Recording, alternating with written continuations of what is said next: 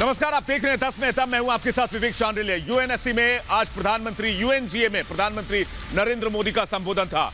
UNGA से 10 में तब में हम आपको वो खबरें दिखाएंगे जो आप तक अपने नहीं देखी होंगी। लेकिन इससे पहले आपको बता दें, बड़ी खबर जो आ रही है वो ये है कि यूएन के मंच से प्रधानमंत्री नरेंद्र मोदी ने पाकिस्तान पर हमला किया है। आतंकवाद सबके लिए खतरनाक है, ये पीएम का कहना है। पीएम ने यह भी कहा कि दुनिया के सामने कट्टरवाद बड़ा खतरा है, विस्तारवाद पर लगाम लगानी होगी। इशारा चीन की तरफ था। अफगान की धरती का गलत इस्तेमाल ना हो, इशारा पाकिस्तान और चीन दोनों की तरफ था।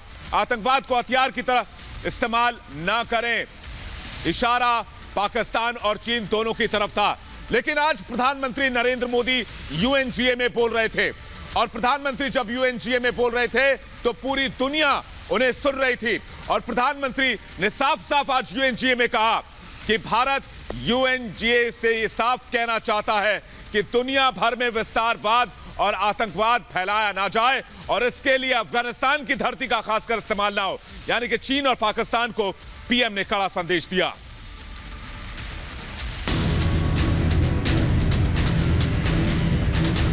जो देश आतंकवाद का पॉलिटिकल टूल के रूप में इस्तेमाल कर रहे हैं, कि आतंकवाद उनके लिए भी उतना ही बड़ा खतरा है। हमारे समंदर भी हमारी साझी विरासत है। हमें ये ध्यान रखना होगा कि ओशन रिसोर्सेज को हम यूज करें, एब्यूज नहीं। अफगानिस्तान की धरती का इस्तेमाल आतंकवाद फैलाने और आतंकी हमलों के लिए न हो। यूएन के मंच से मोदी की दहाड़। रिग्रेसिव थिंकिंग और एक्सट्रीमिज्म का खतरा बढ़ता जा रहा है। पाक चीन को जमकर लताड़। जो देश आतंकवाद का पॉलिटिकल टूल के रूप में इस्तेमाल कर रहे हैं, कि आतंकवाद उनके लिए भी उतना ही बड़ा खतरा है। तालिबान आतंक के ऊपर मोदी प्रहार। अफगानिस्तान की धरती का इस्तेमाल आतंकवाद फैलाने और आतंकी हमलों के लिए न हो। यूएन के मंच से प्रधानमंत्री मोदी बोल रहे थे और पूरी दुनिया उन्हें गौर से सुन रही थी। मौका भी था और दस्तूर भी, जिसका पीएम मोदी ने भरपूर इस्तेमाल किया। मोदी ने आतंक पर उन देशों को लताड़ लगाने में कोई कोर कसर नहीं छोड़ी जो देश अपनी सुविधा और फायदे के हिसाब से आतंक का इस्तेमाल करते हैं। दुनिया समझ रही थी कि मोदी का इशारा चीन और पाकिस्तान की तरफ था। पीएम मोदी ने साफ साफ कहा कि कुछ देश आतंकवाद को पॉलिटिकल टूल की तरह इस्तेमाल कर रहे हैं। रिग्रेसिव थिंकिंग के साथ जो देश आतंकवाद का पॉलिटिकल टूल के रूप में इस्तेमाल कर रहे हैं, उन्हें ये समझना होगा कि आतंकवाद उनके लिए भी उतना ही बड़ा खतरा है। हमें ये ध्यान रखना होगा। यूएन में पीएम मोदी के ग्लोबल एजेंडे में आतंकवाद अगर पहले नंबर पर था, तो अगली बारी थी ड्रैगन की विस्तारवाद की नीति पर प्रहार की। एब्यूज नहीं। चीन समंदर पर जिस तरह से दादागिरी करता है, एकाधिकार जमाता है, उस पर मोदी ने इशारों में चीन को यूएन के मंच से चेतावनी दे दी। पीएम ने साफ कहा कि समुद्री संसाधनों को यूज करें, अब्यूज नहीं। यानी इशारा ड्रैगन की तरफ था। हमें यह ध्यान रखना होगा कि ओशन रिसोर्सेज को हम यूज करें, एब्यूज नहीं। हमारे समंदर अंतर्राष्ट्रीय व्यापार की लाइफलाइन भी है। इन्हें हमें एक्सपांशन और एक्सक्लूजन की दौड़ से बचाकर रखना होगा। आज पीएम मोदी ने यूएन के मंच से वो कर दिखाया जो शायद दुनिया के बड़े नेताओं को बड़ा सबक देकर जाएगा। 15 अगस्त के बाद से ही अफगानिस्तान के हालात लगातार खराब हुए हैं। वहां के मासूम लोगों को आतंक, बंदूक और बारूद के साए में जीने को मजबूर किया जा रहा है। कई लोगों की हत्या की जा चुकी है। मोदी ने आज यूएन से आम अफगानियों की आवाज उठाई और कहा कि अफगानिस्तान के लोगों को मदद की जरूरत है। दुनिया अफगानिस्तान के हालात से मुंह नहीं मोड़ सकती। प्रधानमंत्री का यह बयान दुनिया के बड़े नेताओं को आईना दिखाने के लिए काफी था। समय अफगानिस्तान की जनता को, वहां की महिलाओं और बच्चों को, वहां की माइनॉरिटीज को मदद की जरूरत है और इसमें हमें अपना दायित्व निभाना ही होगा।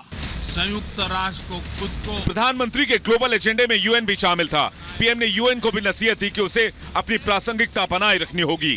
कोविड ने यूएन की विश्वसनीयता को नुकसान पहुंचाया है तो आतंकवाद, अफगानिस्तान के संकट ने संयुक्त राष्ट्र संगठन पर उठ रहे सवालों को और गहरा किया है।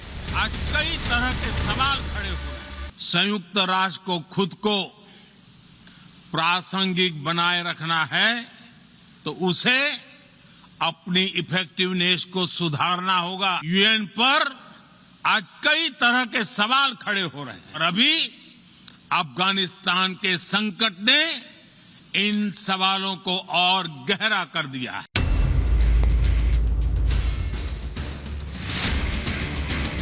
पाकिस्तानी पीएम के कश्मीर पर छाती पीटने के बाद आतंकियों की जमात इस बात के इंतजार में थी कि भारत के प्रधानमंत्री इमरान के बयान पर प्रतिक्रिया जरूर देंगे। लेकिन पीएम मोदी ने आतंकवाद का मुद्दा तो जोर शोर से उठाया, लेकिन पाकिस्तान के नियाजी खान के आरोपों पर कोई तवज्जो नहीं दी, जिससे पाकिस्तान के वजीर आजम की एक बार फिर से इंटरनेशनल बेइज्जती हो गई। ये जो पाकिस्तान का प्रोपेगेंडा है और इमरान खान का, इसको कोई खरीदने वाला इस चूरन को बाजार में है नहीं। साफ सीधी बात है। जो नदीम साहब भी आए हैं पाकिस्तान से, वो माने ना माने, fact of the matter is इनका मीडिया दिन रात एक ही बात लेकर होता है कि जो मुस्लिम देश हैं वो कश्मीर का नाम नहीं लेते, दुनिया कश्मीर का नाम नहीं लेती, क्योंकि पूरा कश्मीर का मामला फ्रॉड है, एक छलावा है। जो देश प्रधानमंत्री ने आज जिस तरह से दुनिया भर के संवेदनशील मुद्दों को यूएन जैसे मंच से उठाया, उससे पीएम में एक ग्लोबल लीडर की झलक साफ देखने को मिल रही थी और एक ग्लोबल लीडर के तौर पर आतंक से लेकर विस्तारवाद और समंदर में एकाधिकार पर पीएम मोदी अंतर्राष्ट्रीय समुदाय का ध्यान खींचने में कामयाब रहे। Bureau report, Republic Bharat.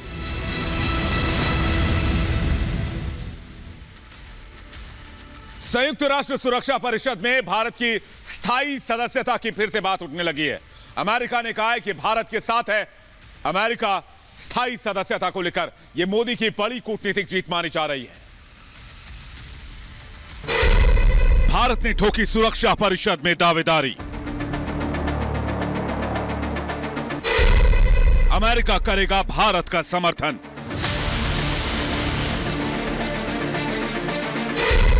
तिलमिलाया Imran, बौखलाया dragon. PM Modi के अमेरिकी दौरे की कामयाबी की झलक दिखने लगी है। बाइडेन से पहली मुलाकात में ऐसा मोदी मैजिक चला कि अमेरिका मोदी का मुरीद हो गया। बाइडेन मोदी की दोस्ती की मिसालें दी जाने लगी और सबसे बड़ी बात यह कि पहली मुलाकात में बाइडेन प्रशासन ने भारत की सुरक्षा परिषद में स्थायी सदस्यता के समर्थन की बात कही है। भारतीय विदेश सचिव हर्षवर्धन श्रृंगला ने जानकारी दी कि अमेरिकी राष्ट्रपति जो बाइडेन को लगता है कि संयुक्त राष्ट्र सुरक्षा परिषद में भारत को स्थायी सीट मिलनी चाहिए। सुना आपने किस तरह अमेरिका भारत के संयुक्त राष्ट्र सुरक्षा परिषद में स्थायी सदस्यता की वकालत कर रहा है। भारत की ये दावेदारी आज तब और मजबूत हो गई जब यूएन में बोलते हुए मोदी ने भारत के लोकतांत्रिक मूल्यों और मजबूती से दुनिया को रूबरू कराया। मोदी ने साफ कहा कि दुनिया का हर छठा व्यक्ति भारतीय है और यही भारतीयों की ताकत है। आज विश्व का हर छठा व्यक्ति भारतीय है। जब भारतीयों की प्रगति होती है तो विश्व के विकास को भी गति मिलती है। संयुक्त राष्ट्र सुरक्षा परिषद में स्थायी देशों की संख्या सिर्फ 5 है। 5 स्थायी देशों में चीन, फ्रांस, रूस, ब्रिटेन और अमेरिका शामिल हैं। लेकिन चीन वीटो पावर के जरिए बार बार परिषद का गलत फायदा उठाता रहा है। एशिया में भारत के हितों को नुकसान पहुंचाता रहा है। यहां तक कि पाकिस्तान को फायदा पहुंचाने के लिए भी चीन सुरक्षा परिषद का गलत इस्तेमाल करता है। और अगर भारत को सुरक्षा परिषद की स्थायी सदस्यता मिलती है तो चीन की मनमानी पर लगाम लगनी तय है। लेकिन ऐसा नहीं है कि इससे पहले भारत को स्थायी सदस्य बनाने की मांग नहीं उठी है। पहले भी भारत को स्थायी सदस्य के तौर पर परिषद में शामिल करने की कोशिश की गई, लेकिन हर बार ड्रैगन ने अड़ंगा लगा दिया। इसलिए चीन और पाकिस्तान के इस नापाक गठबंधन पर प्रहार करने के लिए भारत का परिषद में स्थायी सदस्य होना बहुत जरूरी हो गया है।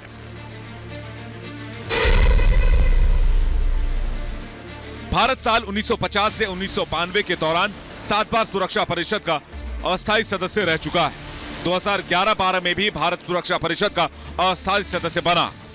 यूएनएससी में 15 सदस्य होते हैं, जिनमें 10 अस्थायी और 5 स्थायी सदस्य होते हैं। 193 सदस्यीय यूएनएससी हर साल संयुक्त राष्ट्र में 2 साल के कार्यकाल के लिए 5 गैर स्थायी सदस्यों का चुनाव करने के लिए चुनाव करवाता है। सुरक्षा परिषद में भारत की दावेदारी पिछले 7 सालों में और भी मजबूत हुई है।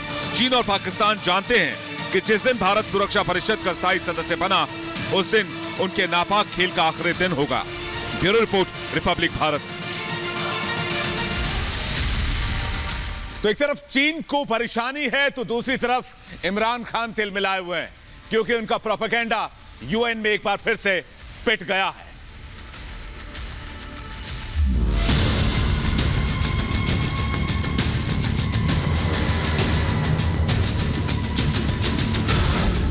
यूएन में पाकिस्तान का दोहरा चरित्र, आतंक का विरोध और तालिबान की पैरवी, इमरान की इंटरनेशनल बेइज्जती, आतंक को लेकर पाकिस्तान की दोगली नीति एक बार फिर जग जाहिर हो गई। जहां एक तरफ कश्मीर राग के जरिए इमरान ने दुनिया को एक बार फिर से बरगलाने की कोशिश की, तो वहीं दूसरी तरफ अफगानिस्तान में आतंक का जहर बोने वाले आतंकियों यानी तालिबानियों को मान्यता देने की बात कर इमरान ने आतंकियों को लेकर पाकिस्तान की आतंक नीति दुनिया के सामने खोलकर रख दी। संयुक्त राष्ट्र संघ में पाकिस्तान के प्रधानमंत्री इमरान खान नियाजी ने 25 मिनट लंबा भाषण दिया। इस 25 मिनट के भाषण के दौरान इमरान 7 मिनट तक कश्मीर राग पर छाती पीटते रहे। इमरान खान का रोना पीटना हर साल की तरह इस साल भी जारी रहा। इमरान का रोना गाना इस बार भी साया गया। दुनिया को नियाजी के ढकोसलेपन में कोई दिलचस्पी नहीं थी, लेकिन पहली बार नहीं है जब पाकिस्तान ने कश्मीर मुद्दे को यूएन के मंच पर उठाया हो। लेकिन पाकिस्तान को उसी का दांव भारी पड़ गया।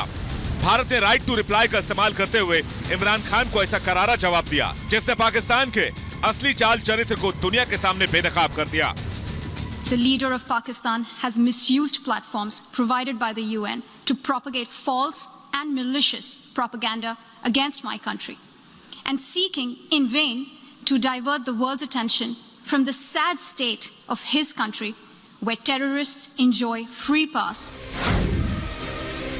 इमरान जिन चंद आतंकी आकाओं की तालियां सुनने के लिए इस तरह की हरकतें कर रहे हैं, उन तमाम लोगों को भारत ने करारा जवाब देकर इमरान को उसकी औकात बता दी। लेकिन कश्मीर राग अलापते अलापते इमरान खान इतने जोश में आ गए कि वो भूल गए कि वो पाकिस्तान के प्रधानमंत्री हैं, न कि अफगानिस्तान के। लेकिन नियाजी खान जब तक आतंकियों की पैरोकारी न करें, तब तक काम कहां बनने वाला था। हाँकते हाँकते इमरान खान अपने 25 मिनट के भाषण के दौरान 10 मिनट तक अफगानिस्तान पर हाँकते रहे, लेकिन नतीजा वही ढाक के 3 पात। There's a huge humanitarian crisis looming ahead, and this will have serious repercussions, not just for the neighbors of Afghanistan, but it will have repercussions everywhere if a destabilized, a chaotic Afghanistan again becomes a safe haven for international terrorists. The reason why the US came to Afghanistan in the first place. जिस तालिबान ने एक देश की चुनी हुई सरकार को हथियारों के बल पर बेदखल कर दिया, जिस तालिबान ने खुशहाल मुल्क को वीरान कर दिया, जिस तालिबान के राज में दुनिया के तमाम खूंखार आतंकी वजीर बन बैठे, वो तालिबान इमरान की आंखों का तारा बना हुआ है। तालिबान को मान्यता दिलाने की इमरान की छटपटाहट यूएन के मंच पर भी दिख गई, लेकिन इमरान और पाकिस्तान के आतंक प्रेम को दुनिया देख रही है और पाकिस्तान को इसका जवाब देना ही होगा। Bureau report, Republic Bharat.